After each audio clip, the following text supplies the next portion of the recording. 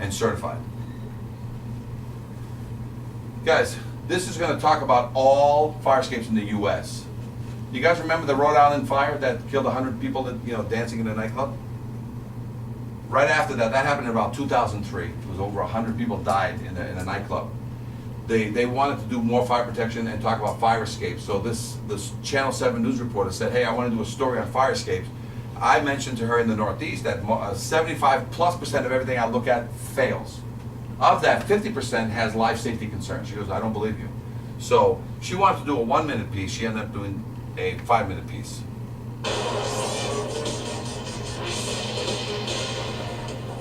The smoke, the flames, and the frightened faces, all in a firefighter's line of duty. But Chief William Hitchcock remembers the night it wasn't the fire that almost stopped him, Oh, I was scared to death. but the fire escape that broke underneath him. Where the railing just came away from the building. And our investigation found across Massachusetts more unsafe fire escapes, rusty, deteriorating, crumbling, broken. And what state officials didn't know, the system they set up to keep fire escapes safe is also falling apart. The potential ramifications are disastrous. So let's look at this one. This expert ironworker is licensed to build, maintain, and inspect fire escapes. So then over here? For months, we examined dozens of them with alarming results. Looking at this today, would this pass inspection? No. In dormitories, at theaters, at homes, and apartment buildings. Rust is actually eating away the metal of the fire escape. Right. And the bottom line? It'll get weak and then eventually it'll fall. This one has rotted connections. This one missing bolts, twisted metal. Would the stairs come down? No, never come down. This one a broken tread. So how dangerous is it for the people inside this building? This fire escape is definitely going to put somebody either in the hospital or it's going to put somebody in a cemetery. Fire escapes are so critical. The state building code requires they be certified for structural adequacy and safety every 5 years. But our investigation found that safeguard is simply being ignored. Here's proof. We chose fire escapes at random in Boston, Somerville, Cambridge, Worcester, and here in Quincy. We checked building department files But there's no fire escape certification. to see if building owners had submitted their mandatory inspection reports. There's no certification in this one either. Right. Bottom line, not one we checked in Quincy had been certified as safe. And the Director of Inspectional Services admitted because of staffing shortages, the city has no idea how many other fire escape owners are breaking the rules. And as a result, do you know how many fire escapes in your city are safe? Or not? Well, I don't know. In Worcester, not one we checked was certified. In Somerville, No. 4 more fire escapes, Did it fall through the cracks? Yeah. not one up-to-date certification. And again, no system for keeping track. How can they get away with that? I guess that the shortest answer of all is because we don't have the resources to sit here and follow up on these things. If structural deficiencies are reported, local building inspectors can actually evacuate residents until repairs are made. Would you talk to us on camera about this? No? But when we surveyed 24 more communities, most admitted they had no idea how many fire escapes were certified. In Taunton, inspectors told us they haven't seen a certification in 25 years. Northampton officials said it's a cold day in hell when that happens. In Cambridge, too, not one of our test buildings was certified, and the official in charge would not come out to discuss it. In Boston, where there are more than 8,000 fire escapes, again, according to inspectional services, not one we checked was certified. Officials know they are required to enforce the building code, but they admit they don't always know if owners are breaking the law. The building code is being ignored. Right, but it's difficult to write a violation when you don't have knowledge of something like that. But state officials say for a critical issue like this, communities should know. And they warn the Massachusetts building code is not optional. Does it worry you that these fire escapes are not being certified? This is an important issue and should not be ignored. That's because after the smoke and flames begin, it'll be too late to learn you've got no way out. I can't stress it enough, Hank, that these things have to be maintained and someone's got to be watching. As a result of our investigation, state officials will now issue an alert to local inspectors. Meanwhile, if there's a fire escape on your home or office, you can contact your local building department to make sure it's properly certified. In the newsroom, I'm Hank Philippi Ryan. So immediately, they issued for the city of Boston they issued a requirement that all permits now, to close a permit off, whether you're doing a toilet, whether you're doing electrical, or whether you're doing a roof, to close that permit, you need a copy of the current fire escape affidavit. So that's how fire escapes find, you make fire escapes find you. So you add it as a checklist to all kinds of things. You add it to permits, sprinklers, smoke detectors. You add it to the health department. So if somebody gets evacuated from a building, you gotta put them back in. They need a safe building certificate saying that you have 2 means of egress. So these are the things we're changing nationwide, we don't need a fire escape task force. We need to create a list so that it's on a majority of lists. If you look at, on the back of your book, guys, this is a famous photograph that started in 1973, because before 73, you didn't have to inspect fire escapes on a yearly basis or 5. And if you look at this, one of these photographs is a Pulitzer Prize winning photograph that a woman fell 4 stories to her death. The niece landed on her and the fireman survived. See, that's the fireman's ladder. He actually grabbed it with one hand and saved himself. This happened back in 73. They changed the code then to make it a 5-year cycle, and then it fell out of favor. So even though you got these 5-year cycles, it's not happening. But you know what is happening? Brycer. And what's Brycer gonna do? Will Brycer forget there's a 5-year cycle or a yearly cycle, or it's gonna be automated? So right now, the reason why a lot of things are not happening is because there was too much paper coming through. We were doing a great job of shoving paper down there. What was not happening? They weren't processing it correctly, or they didn't have enough staff to process. Now what's happening as this thing moves over to the Brycer over the next 6 months to a year or 2? What processes that paper besides your $10? The automation of it. It's a positive for everybody. The $10 is nothing compared to what you're going to be seeing in activity, because now the owners are going to be controlled by a machine that says sprinkler test, alarm test. It's a machine sending them these letters and notices, and a lot of it will be handled. So I'm very excited about the Brycer part. I got a question for you. Shoot. The local HJs. I'm sorry, let's just watch Witnesses this. say it sounded like Philadelphia. an incredible explosion when the fire escape of a Philadelphia apartment building suddenly collapsed and injured 3 people. NBC 10 cameras were there as a friend holds on to one of the victim's hands, who is apparently conscious as the victim is placed into an ambulance by medics. KYW-TV reports a man who was critically injured and 2 women were rushed to local hospitals. Police believe the bolts of the fire escape appear to have been rusted and dislodged from the brick wall of the apartment building. The victims fell more than 30 feet to the ground, and now the incident is under investigation. Worth noting, the complex is more than 100 years old and even on Philadelphia's historic registry. Local reporters are all pointing out the city's licenses and inspections department hasn't filed any violations in the past when it comes to the old building, so Sunday's collapse came without warning. Neighbors say the 3 victims, reportedly all in their 20s, may have been partying on the fire escape landing before the incident. For Newsy, I'm Elizabeth Hagenhorn. They were partying on the fire escape. That's a no-no, isn't it? Because what did I say? Will a properly maintained fire escape ever fall? Can you party on a fire escape? Sure. Can you bring everybody that's in the room that can fit on the fire escape platform? Can you bring them out and continue partying? Will anything happen? Ever? Well, they're not meant to be jumped up and down on. You can jump up and down. You can get everybody over there and everybody start jumping up and down, because you can't get enough people on there to equate the 2,500 pound, 2,500 pounds. So a properly maintained fire escape, will it ever drop anybody? Ever? So whenever you have a collapse of any fire escape, unless it was installed incorrectly, so that's another possibility, will it ever collapse? So you have an improperly maintained or improperly inspected fire escape. See the danger and the line that you're crossing? Because when people say for you to inspect my fire escape, you guys are testers, you're not inspectors, you know what I'm saying? And load test my fire escape while giving me a certificate of other evidence. How much liability is that? That's huge.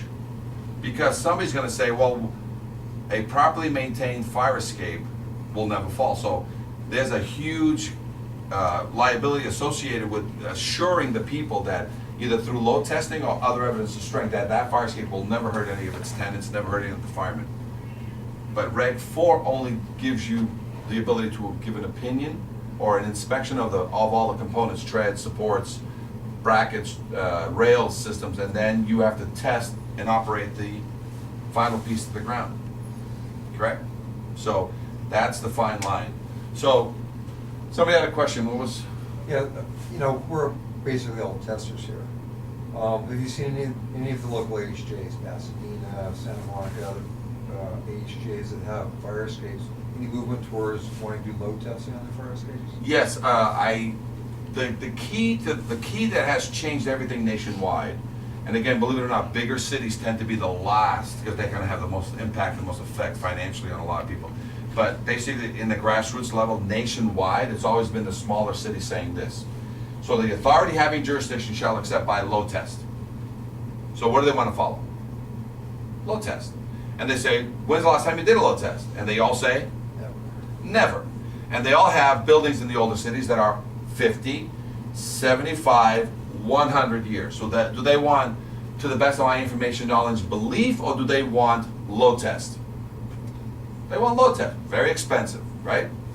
So now you say, okay, can I give you an alternative because it's in your code? They say, oh, so if there's something else in my code that will not cause great financial hardship to my people and do it every 5 years, yes, other evidence of strength. You have to explain what that is. So you explain other evidence of strength. Change all the fasteners, confirm the connection into the building if you can do so, or duplicate it and you basically eliminate. This is happening in Portland, it's happening in Seattle, it's happening in New Jersey, right? So then you said, okay, so what's the alternative and why are people going to go that route? Because from Glendale or whatever. When you explain to them that I'm going to give you a letter that says that you've been receiving for 25 to 50 years plus already, and if you really read your letters that you get from your structural engineers, it says, to the best of my information, knowledge, and belief, which is an opinion, there is no guarantee and there is no load test and there is no other evidence of strength. He goes, well, I'm not going to take that because if we submit one of those to you, we already educate them and say, we have a huge disclaimer letter that says the liability of this fire escape, because you're accepting an opinion affidavit, is on the owner. And the owner is also submitting that same document to the city official who's accepting of it. So who's got the liability if the fire escape collapses? Because they didn't let me use a load test or other evidence of strength. They fell back on what's been going on for 25 to 50 years, which is an opinion affidavit, which is an eyeball test. So as soon as you explain what the liability is back, and do we have an example? Do we have a million examples of this? Yeah, in Chicago, when we gave one of these fire escapes that had an incident on it, and guess who gets pulled in during an incident? One guy or everybody? Everybody with a pocket. And what did the lawyers do? They looked at everybody's pockets and, oh, this guy's got some, oh, this guy's got none. But they pile you all in, right? And they also pulled in Chicago. Because Chicago accepted a document that I provided to them that says, to the best of my information, knowledge, and belief. But they said, but did you load test it? It never went to trial, but that statement got challenged. So, right now, the Chicago incident, I'm sorry, this Philadelphia incident. Fire escape engineers inspect the summary video. I'm going to be an expert in witness on this Philadelphia. case. All right. Right? So this is where, Some of the preliminary information that I'm getting this out is of where it this happened.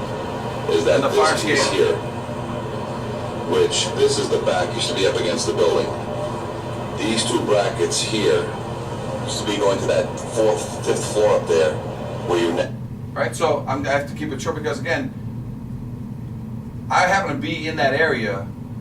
This happened last year, inspecting in Philadelphia, and I actually went by the scene just to go check it out. Right, but this is what occurs on fire escapes. That behind the brick, you're never going to see this stuff, and that's where fire escapes collapse. So I'm an expert witness on that particular case. I'm an expert witness in the case in Iowa. I'm an expert. Every time somebody falls down to the ground, they pull me in, and guess what? What always is the point that caused the failure. Was it overloading the fire escape? Is that even a possibility ever? So I always look. Okay, a bolt failed, so we look for broken treads. So that happened in a case in New York where a fireman fell through 3 treads. Okay, so it's easy. The thing that wasn't easy when I went back there 2 to 3 years later, because that's how long the case was dragging, and we inspected the same fire escape, guess what was fixed? Those 3 treads. Guess what was not fixed? The rest of the fire escape. So the rest of the fire escape was ready to drop more firemen and more people, and so that case settled pretty quickly. But look what happens behind the brick. See these rusty tiers? That's an indication that water is getting behind. You know, the veneer and the wall and the roof, the veneer is held on, and they have a little, what is it, quarter-inch, half-inch space? And at the rooftop, at the parapet wall, guess where water gets in? Water gets in, it comes down behind here, and when it hits that, and it keeps it cold and damp and wet forever, what happens? The steel on the inside starts whittling down to what? Nothing. So from here, look how thick the steel is outside. So steel exposed to natural weather does better than steel that you keep out of the sun, inside, moist and wet all the time. And then when you load test this, what happens?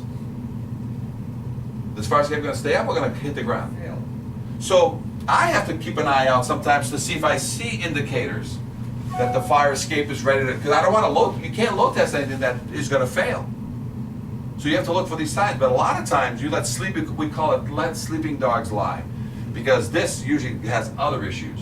But if I take 5 inches away and I drill a new hole, and I get new pocket, and I put a 12-inch epoxy, Hilti epoxy 3/4, and I put a new Hilti bolt here, I leave this alone, I don't need a mason to blow this open for me for $500 a piece. And then I make a mechanical connection and I pick up the steel that's outside, which is still solid and 100%. Do I care about what's still in the building? It's called let sleeping dogs lie. So I have met other evidence of strength. I fixed the whole fire escape, changed every bolt. I don't care about this because I'll make a new connection unless I can verify it in some way. And then I provide other evidence of strength to the city official. Look how much is left there. And unless you know what to look for, okay? Here's another case I was involved in. This fire escape used to be here. There's another fire escape there, ready to fall to the ground. This is a new roof that the owner had put on there with his son. So they took the fire escapes up, fixed the roof, put everything back down, had extra bolts like mechanics have extra bolts for your car. And what do they do with those extra bolts? They never needed them. So there was 5 people on this fire escape because somebody was buying the condo. So the buyer, the seller, 2 real estate agents, plus a condo association member, and they all fell 12 feet. Not 24 feet because that's how high it is. They fell 12 feet because there was a roof. This is a roof over here. And so they all came down, all the steel came down, nobody died. Grab your phone, what do you do? When you got all the steel on top of you? What do you call? 911. No. Lawyer. Call your lawyer and tell your lawyer to call 911. And get over there and take some pictures right away because you're alive. You make more money dead or alive? Alive. Alive. So everybody survived. Oh, what a mess that was. So we get all kinds. A startling scene in Colorado downtown City. Colorado Springs Wednesday after a man falls to his Colorado death. I Springs. was just walking up the street to get to the bus stop, and the cops were right there, told me I couldn't come this way. Police say the victim and several others were working on the roof of this privately owned building when the man fell. He may have fallen a distance of anywhere from 15 to 20 feet is what's being investigated right now. Tragically, the man died on scene.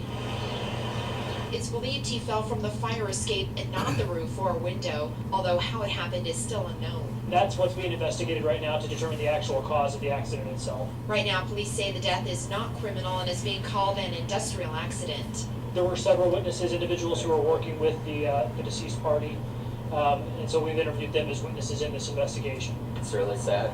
I feel bad for his family. I mean, I don't know him, but prayers and best wishes to his family for sure. Others in the area expressing similar concerns and well wishes, visibly distraught by the day's events. I mean, I can't even imagine it just coming out to do your job one day, just fall off a building. Like, it's really sad. A little bit of the backstory on this one. It's a cantilever. It's a cantilever with that sticks out with a weight on the nose. You know, the cable on the nose? And so they were doing some roof activity. Instead of having and providing themselves with a cherry picker or a lift to do this, they used a fire escape as a means of egress. Can you do that when you're working? Can you use a fire escape as a construction platform? No. So the fire escape, when they were coming down, 3 guys, they walked out on the cantilever, right? They walked out. This again, how do I know this? Because OSHA called me, the insurance company called me because this was going to be a case, and I got some of the information. But here's the gruesome part, right? So the guy goes out there, he's on the very tip, and the thing's doing what? Going down or staying horizontal? So he goes like that, goes down or stays horizontal? Stays horizontal. He calls his buddy, says, hey, I need 2 more guys, come on out here. Help me bounce on this thing, right? And he bounced with 2 more guys, and then what happened? Because he only fell 15 to 20 feet, guys. Cable snapped. He's been here before. So the cable snapped, and guess what? Guess what it took off? The cable got him. So, talk about whiplash. That's what happened there. This is another one. This building in Beacon Hill, high-end money, is 5 stories. This building is 5 stories, but on a hill. So this 5-story, your 5th story sees the other guy's roof, has a beautiful deck out there, and your buildings have what's called crossovers. So up there, crossovers. See the missing rail? But they have a beautiful deck. So what do you do when you're young and you're partying with your girlfriend, it's 3 in the morning? Do you tell your neighbor, can I use your deck and the thing, or you just go out there and use it? So all of a sudden he's out there using it, the phone rings back in his apartment, who goes gets the phone ringing? He or his girlfriend that barely knows the system? And all of a sudden she comes and she, boom, 5-story death. On that Philadelphia, by the way, the guy that they took away in the car, he's dead. So 3 people fell, he died. The other girl had severe trauma to the body. Okay, and there's a major lawsuit going on right now. There's another case. So this is, I'm just showing you the horrors of fire escapes. This is in Iowa. Some students went up there on 4th of July to look at the fireworks. Two guys and 1 girl, and the fire escape pulled away, fell here, fell to the ground. This is the fire escape system. Because somebody, one of the workers was fixing the fire escape, to fix the window, they had to remove the fire escape that had a through bolt with a plate on the inside. When they put it back, they put back in a 1/2-inch hole, they put a 1/2-inch lag.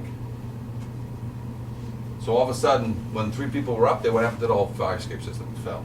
And then during fire escape CSI, you have to collect your evidence and put it in a safe place, right? So the owner put it in a nice place. He put it in a field like 8 blocks away. And it was in this field that we started crawling around and finding pieces, and I found the smoking gun. So this is a field with inspectors, lawyers, and I'm just, and this is where they threw the fire escape for us to investigate and collect the evidence. So we found the bolt that was. So did the fire escape fail, or was it improperly installed? I mean, reinstalled. Properly reinstalled. They put it back, and they put it back with a through bolt.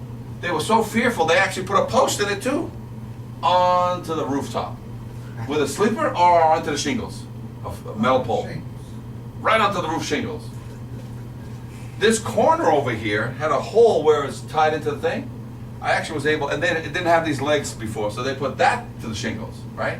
I was able to go there, grab it, walk away with it, and then videotape it and put it right back. So even on the reinstall, you can have screw-ups. So live load testing. This is what happens every day now on fire escapes. A lot of buildings are non-smoking buildings. Guess what people are going to be smoking? Okay, weddings, students. What's this all about? Can't burn candles, can't smoke. What do? Fire escape. You're going to start having a lot of fatalities because a lot of buildings are non-smoking buildings. Parades. That's when fire escapes start collapsing. Remember in the day, people slept out there because there was no AC. See this guy working right there? One of our vendors out of Chicago, his father, who's been working in the trades for over 30 years, fell 7 stories to his death, doing exactly what he's doing there, changing 1 bolt at a time, and he grabbed the wrong bolt at the wrong time. So if you're not even paying attention and you're in the field, what could happen to you? So fire escapes don't discriminate, they'll kill everybody. Okay? So who inspects fire escapes? Not who tests fire escapes, who inspects fire escapes? Structural engineers, it's right in the code. Design professional or others acceptable to the building official. So any design professional in the state of California can inspect a fire escape. Can he reg for a fire escape? Nope. So imagine that. We have a bridge inspector for the state of California that works with us. And until he got his reg 4, he couldn't reg 4 test the fire escape. He could evaluate it, but he couldn't reg 4 test it. So you understand the distinction? Got it? So you guys are testing fire escapes, giving an opinion on the pieces, but now for a full evaluation, who do you have to hand it off to so you don't take any liability back to your company? Code is clear. Design professionals or others acceptable to the building official. Okay? So engineers, architects, some people think city officials inspect fire escapes. What are you going to tell them? Nope. Fire escape inspectors, there's only 2 licenses out there. Boston has a license, so I've signed all of Harvard University's fire escapes for the past 20 years. I've never used my structural engineer. So nationwide I have structural engineers and architects on staff. I have one engineer out of Seattle. He's licensed in 40 states plus Mexico and Canada. But every now and then, can a fire escape inspector? Yes, in the city of Boston, if you have a G3 license, you can inspect fire escapes and sign off on them. If you're a Reg 4 tester, you can only inspect and test the component of the fire escape and give an opinion or an inspection opinion on the rest. But you can't perform full evaluations, and you can't make design changes, you can't make any of those recommendations. That's only design professionals or others acceptable to the building official. This fire escape, pass or fail? Fail. It's rusty. Right? Must be structurally sound, must be kept painted. So you walk up to a fire escape and it's this rusty, right? Now here's the problem. Every now and then, even engineers don't inspect them correctly because there's no criteria on how to inspect. So here's the letter that I got from this engineer, right there. And all it said, it gave me 4 things. Not me, it said to the client. The client didn't question it, they brought us in. It said, fix the 4th floor tread, paint the fire escape, and there's a railing that's loose. You do that, I'll sign off on it. But what does he have down here? The disclaimer that says, to the best of my information, knowledge, and belief, and this was not a destructive test, which means load test. So you understand? So look at all the red marks from the evaluation. Here's another one in Chicago. They just wanted to paint this thing, right? And here's the letter. It says, just paint it. I'm like, okay, we take a look at it, and can we do a walkthrough before we just paint it so nobody dies? This is what I found. I was able to grab bolts with my hands and pull bolts off, and this is reverse cantilever, so it has these rods that come down and grab the nose. These are the rods that come down to the nose. They're all half-eaten. So, just because you have an engineer's report, here's the problem with fire escapes. It's the bastard child of egress. Engineers can't make any money on them because nobody's willing to pay 3, 5, 10 grand for proper evaluations. Can you do it for 300 bucks? Can you do it? So when fire escape engineers, not fire escape engineers, structural engineers say what to these kind of calls? So who are they relying on? But you have a thin line that says you're a tester. Can you evaluate? Can you make recommendations? Got it? So your code of conduct, whether it's sprinklers, fire escapes, or alarms, there's a line there that you guys have to be careful you don't cross, so you don't have your license suspended or revoked for any reasons. Again, fox in the hen house issue. Got it? These fire escapes, this is the penitentiary for children, underage, not underage, but 17 and younger, juveniles. Look how bad this fire escape is. This is what rust looks like when you just let it go, especially when you're near the ocean. Now, a lot of fire escapes here have been replaced with galvanized even 40 years ago. So a lot of your fire escapes here are better. But every now and then you get into the back alleyway of some of these buildings that have been shut down for 40 years. You know what they look like? You know what those fire escapes look like further up? Not only further down, because you haven't inspected them, because a lot of times we were focused, how many people have kind of focused over the past 5 or 10 years really on the bottom section of this ladder? How many people actually walked all the way up to the gooseneck and gave an opinion on your Reg 4 of the rest of the fire escape? Anybody here? Yeah, if you test it, you have to. Yeah, you have to. You have to walk all the way down. Right, so from the gooseneck, what would you normally say in the past 5 or 10 years? What would you say there? If you saw loose treads or loose rails, or what was it that you were saying? Well, before current changes to Reg 4, it would have been an automatic defect. If I saw any structural problems whatsoever, as far as anything bolts rusted or anything like that, loose handrails, any of that kind of stuff would have been a defect. Now it's a page 5. Well, No, on if some it's, stuff. if it's on 3, if it's on 3 and it's one of those items that you read across, Right. and it is a defect, then give it the proper defect name and a brief explanation. As soon as it falls out of, it's nowhere in there, you gotta go to 5. And it's weird because now you have to pass it, but then, you know, sort of declare it on 5 that you're concerned about it. Like I was concerned about rust in the connection with a weld spot on top that's ready to pop. So I had to pass it as a tread on 3, section 3, but I had to note it on 5 to say I don't want the liability. So it's kind of a weird thing where all of a sudden you're going to pass this off. Okay, guys, a lot of times when you're going up these fire escapes, be very careful. Okay, because this is what happens when you go up certain stairs and I always go up staircases. I never come from the top down. I go up a fire escape because I'll be able to peek underneath and look at the treads. Why? For this reason.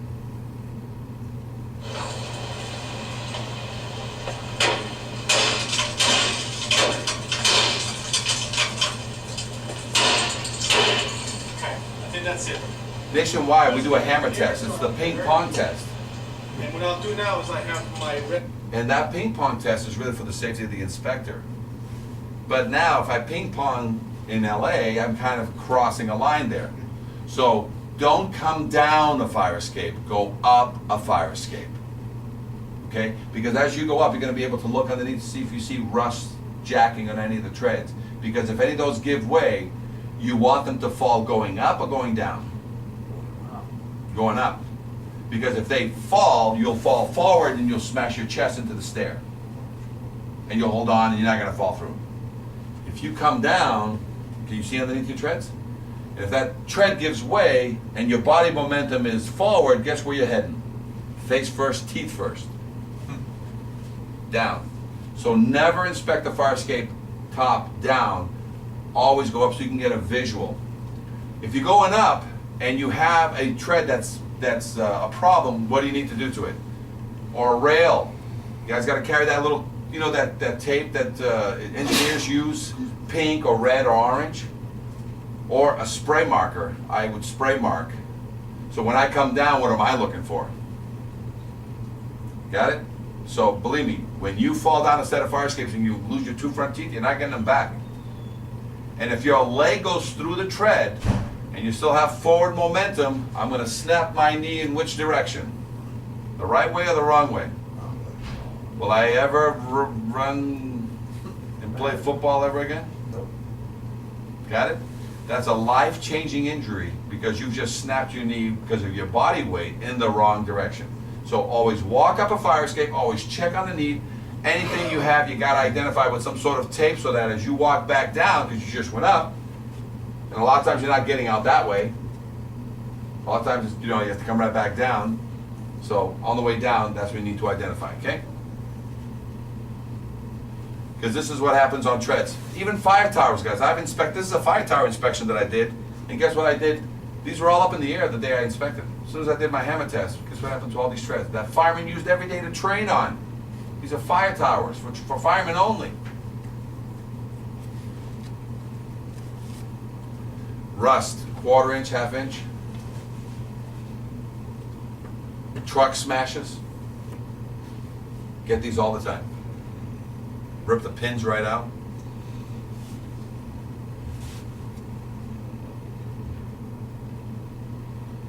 Now we've actually taken a fire escape and we've actually saved a piece of it. This was on an elementary school.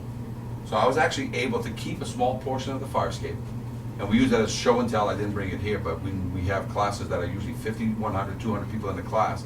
I bring this piece, and what I did to it, I did everything wrong to it. I committed all the errors. You can't weld fire escape. First of all, the EPA says you can't. So as soon as I weld this new piece of steel to this old, rusty, lead-encrusted stair tread, is that a proper repair, first of all? Nope. No weld is ever a proper repair.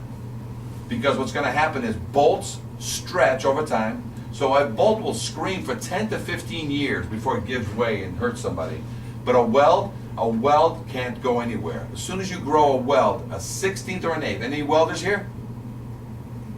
As soon as you grow a connection that's welded at the top, and you grow a 16th or an 8th, you know what happens to that weld? Microscopically, first when it starts growing, it's already ripping the weld, and you're only going to see that when you x-ray it or radiograph it, right? But as soon as it's got enough force, and a weld will hold up to 70,000 pounds, it'll go snap. What happens to that tread now when you step on it 2 years from now? It's going to fall. If you really want to wrong your clients, keep the rust in there. Put a brand new bolt in there. You know how many years you're going to have before that bolt gets eaten? 5, 10 years. But you take a guy that shows up with a welding machine and he's got a 1/2 inch of rust, and he takes a 1/2 inch bar and he sticks it in there, and he welds one side to the stringer, welds the other side to the rail. You know what's going to happen to that welded connection in 1 to 2 years? It's going to snap. Rust keeps growing every year, 16 to an 8. It just keeps growing. So this is wrong. We welded underneath.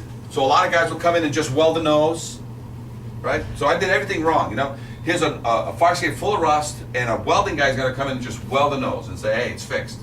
It's not fixed. You got to remove all the rust, change the bolt. The hole's already there. And if you're going to weld, you need a fire permit, right? So we did everything wrong, and we show it here. We show what is right, and we show what's wrong on this fire escape. And this is the piece. So it used to be 4 feet across. This was going to from the 2nd floor to the ground to a schoolyard for kids to play recess every day. You know who called me to change this fire escape out during Christmas break? Was it the fire department? Was it the building department? Was it the maintenance guy? He says, dude, you got to fix this. Some of these kids are going to get hurt or killed. And I did. So we took this fire escape. So I kept a small piece because it was buried into the asphalt. I mean, this is what I took. I mean, there's no, you know why there's so much rust and very little paint? Because the kids ate it all. You know when the kids run their hands through the fire escape and they're eating lead chips and stuff? Look, this is all kindergarten through 8th grade recess area and a private school to boot. So this is what the fire escape looked like, and I kept this piece and I kept a piece up there. This is the new one. So the new one came out and then went off to the side. It didn't go into the yard anymore. I made it go off to the side. Got it? Welding fire escapes? Check this out. Ah, sorry.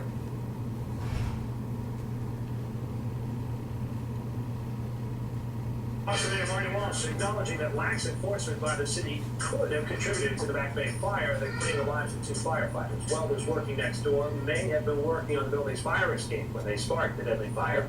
Fox Undercover revealed Wednesday that fire escape hadn't been inspected in 10 years, even though inspections are required every 5 years. Investigative reporter Mike Bodette digging up some new exclusive information tonight. Mike? We looked at the entire Beacon Street block where the fatal fire happened and discovered, just like 296 Beacon Street, most of the fire escapes there are overdue for inspections. It turns out the city doesn't have any mechanism in place to track building owners violating the rules and hold them accountable. Mayor Walsh is not happy. Are you concerned that inspection wasn't done since 2004? Of course I am, and it's something that, you know, constantly every day seems like something new is coming up around inspectional services, and we are looking at revamping a lot of the procedures in there. Boston Mayor Marty Walsh talking about 296 Beacon Street, the place where welders may have been working on the fire escape when they sparked the inferno at 298 Beacon Street, a fire that killed Boston Fire Lieutenant Ed Walsh and firefighter Michael Kennedy. Records reveal that fire escape had not been inspected since 2004, even though state building code requires inspections every 5 years. So the fire escape should have been inspected in 2009 and then again this year, which raises a troubling question according to fire code expert Amy Cronin, president of Strategic Code Solutions. We have to question if it had been done in 2009, perhaps there may have been some damage there. Like if you think about rust, if you catch it early enough before there's massive damage and there needs to be reconstruction, maybe the welding would have never been done. 2 of our heroes lost their life in that fire, and I'm not sure if that was the cause, but regardless whether that was the cause or not, we still should have inspected that property. It turns out many inspections are not being done. Fox Undercover looked at fire escape inspection records for the entire Beacon Street block where the deadly fire happened. 2/3 of those fire escapes are overdue to be inspected. A third of the fire escapes on the block haven't been inspected in 10 or more years. It's the responsibility of property owners to get the inspections done. But there's no evidence of the city cracking down on owners breaking the rules. Shouldn't the city know if an inspection hasn't been done in all those years? Absolutely, it should. And there should be a report generated that's able to find out what properties haven't been inspected. So if that's one of the properties that haven't been inspected on Beacon Street, can you just imagine the other properties in the city of Boston? That concerns me. Back to 296 Beacon Street, where the welders who sparked the fire were working. We told you the last inspection on the fire escape was done in 2004. As we reported Wednesday, that inspection was done by Giuseppe Falcone, who owned D&J Ironworks in Malden. Falcone is being sued by the owner of the building that burned down, but he denies having anything to do with the welding that day. No comment from the owner of 296 Beacon Street, which did not have the fire escape inspected for a decade. I'm Mike Bodette for Fox Undercover. So here's the thing, and we're going to get now we're going to open up to some questions with you guys. Ready? So in 2014, how many deaths have I shown you just in 2014? And all of a sudden, this is the result of welding. So when you show up with a welding guy fixing some of your fire escapes, how did he kill 2 firemen? Well, he was welding on this fire escape, okay? And welding, is that a correct repair? Okay. The EPA allow it? So that's $35,000 fine right there, but nobody's talking about the EPA. But that weld sparked, a little spark that went over to the shed next door, a simple shed. You saw the fire. That whole fire was from the shed. And instead of they, having extinguishers on site or a fireman on site, that would have done what quickly? A fire detail. Put it out. Put it out immediately. And if they had their own extinguishers, what would happen? Put it out. They put it out. Instead, what they do? They try to get out of there. By the time the firemen got there at this time, that shed was caught in a day that we've had very few days like that. 50 to 60 mile an hour winds coming from the river heading out. So what happens is, even though the building next door caught fire, what happened, that shed basically blew into the building, feeding a 60 mile an hour wind blowing into a 5-story building, so the whole building burnt. But the firemen got caught on the ground floor as they were pounding on doors. You saw what it looked like on the ground floor. That all happened in the fastest they've ever seen. I think it was either 5 to 10 minutes. It was all over. And they got caught in the building during that, that flashover or whatever they call it, and they died. So from welding, firemen are dying. Okay? How about this? Slide. This is in Rutgers University. How about a slide pole fire escape?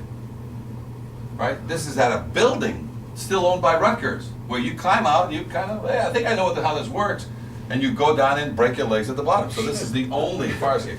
Oh, it gets worse. I got this one. This one is called a slidescape. Anybody know what a slidescape is? A slidescape is a fire escape that used to be allowed in the 1900s, and what that is basically a slide. And you either had it going out a window and going down like a kiddie slide, or it came down like a corkscrew. This is a 12-story slidescape. We're up there right now, and it goes curlicue all the way down, and then down here it takes a left turn and it goes out to the street in a straight shot with your feet like this, and you got to hit this metal panel, so when you whack the panel, this metal door goes. So see this? This is us. This is us up on the roof, because they've never inspected this thing. This is a 1903 building, right? That's what you look like when you open up these little stupid doors on all the floors. That's what you're looking down. You have to jump into this corkscrew. No potato sack, no nothing.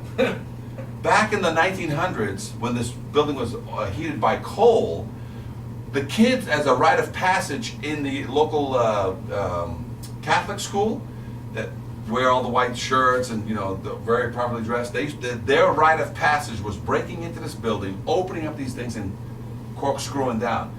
He said, one of the guys said, my grandfather used to be one of the maintenance guys here. To stop those kids from doing that, he used to take coal dust and sprinkle it in, so that way when the kids did get in, they'd come out, they'd get a free ride, but they would be all blackened with coal soot. But they hadn't done this so that the bottom part was all frozen. We actually had to send a fireman down on a rope the one floor to go down and kick that door open because it was frozen for 10 to 15 years.